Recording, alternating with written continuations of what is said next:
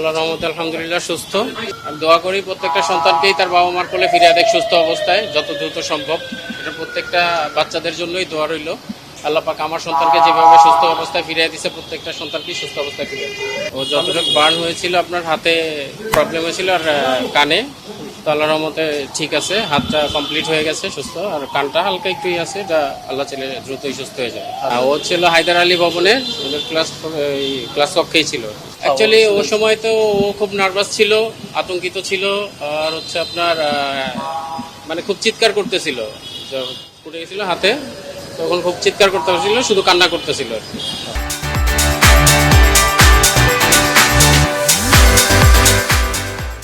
আসলে এটা তো মানে কিভাবে বলবো, এটা আসলে বলার কিছু নাই।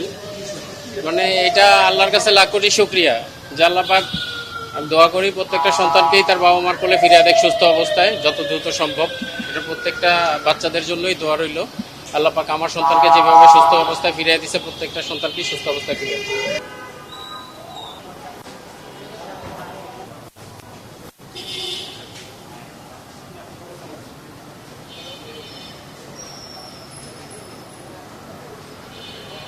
আপনাকে ছবি দিচ্ছি।